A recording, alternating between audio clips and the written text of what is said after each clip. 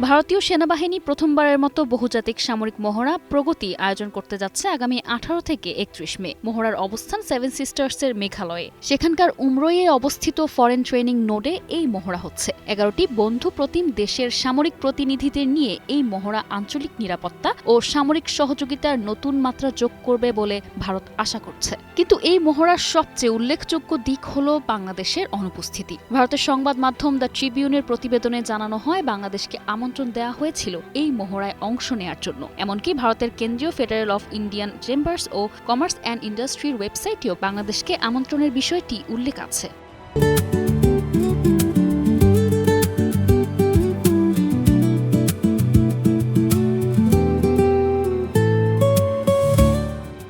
ভারতীয় সেনাবাহিনী মূলত 15টি দেশকে আমন্ত্রণ জানিয়েছিল, যার মধ্যে বাংলাদেশও অন্তর্ভুক্ত ছিল। তবে চূড়ান্তভাবে 11টি দেশ অংশগ্রহণ নিশ্চিত করেছে টাইমস অফ ইন্ডিয়া।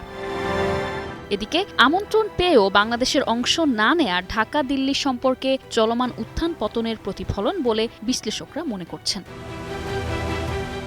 সীমান্ত মানচিত্র অনুসারে মেঘালয় আন্তর্জাতিক সীমান্ত ভাগ করে নিয়েছে বাংলাদেশের সঙ্গে, যা এই মহড়ার কৌশলগত গুরুত্বকে আরও বাড়িয়ে তুলছে। বাংলাদেশের সীমান্ত ঘেঁষা ভারতীয় রাজ্যে বিদ্রোহ দমন ও সন্ত্রাসবাদ বিরোধী মহড়ার ব্যাপারটা ঢাকার কাছে উদ্বেগজনক হতে পারে বলে মনে করা হচ্ছে।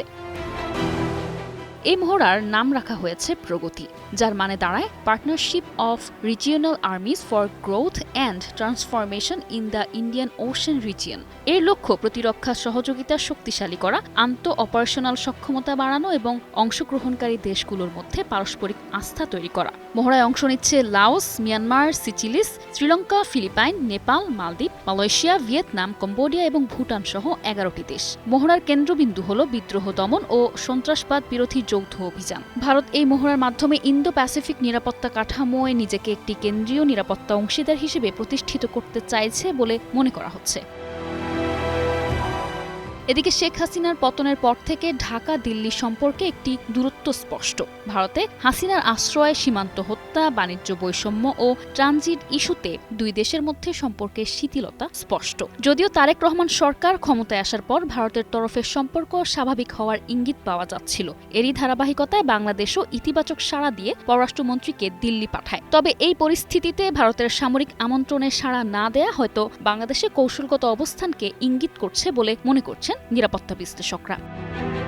বিশেষজ্ঞরা বলছেন, দক্ষিণ এশিয়ায় ভারতের সবচেয়ে কাছের প্রতিবেশীকে বাদ রেখে মেঘালয়ে এই সামরিক মহড়া আঞ্চলিক সামরিক কূটনীতিতে নতুন উদ্বেগজনক সংকেত দিচ্ছে।